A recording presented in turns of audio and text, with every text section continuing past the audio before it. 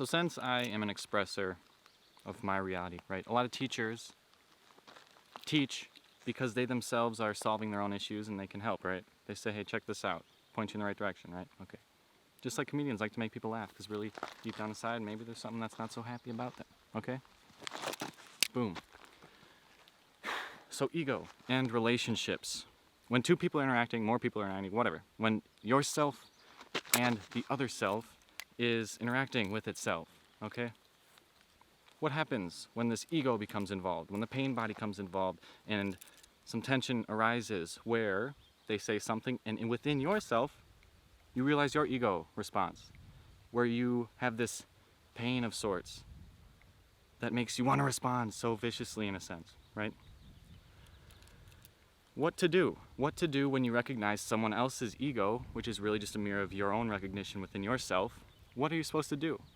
Because you may think, well, if I'm going to try to help this person, which for one is very obscure, it's an interesting idea. How can you really help somebody? It's all done in the self. But anyways, ego. When one person's pain body brings a rise in you, you would probably think, okay, I'm going to point out their ego. I'm going to say, well, look at this. You didn't think about this because that's obviously not right about you. And this clever little elfy thing that's just snitching at you, right? Whatever that means. Tells you that that's the best thing to do, okay? Now think about this idea. If people are going to wake up and they have all this clogged ego pathway, right? They're clogged with ego. Everyone really is, and you just become loose and recognized, okay? But in this transition, talking like Obama, think about this. If you're going to respond and someone is to try to release their ego, they're in that process. Everyone really is. It's an enlightenment process. Everyone's trying to release their ego and become a more peaceful person, okay?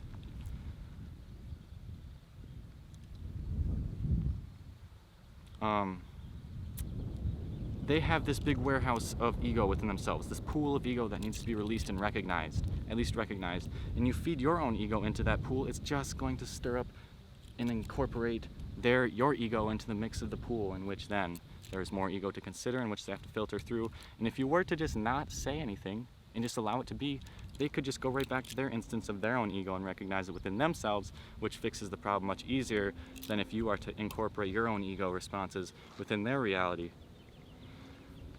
Right? Just let it be, okay? Interaction affects each other. That's what interacting is. There's a direct, conscious exchange of information. So you're going to want to have that. The ego is going to want to respond, right? Because you become personal. It becomes personal to you.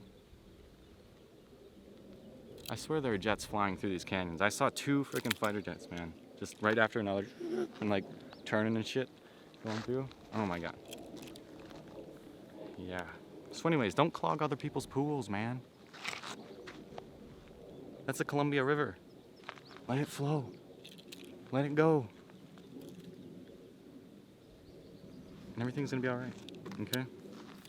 Recognize, relief. Recognize, relief. Recognize, relief. You don't have to do anything else. You don't have to do anything else. It's that simple. Don't box yourself in with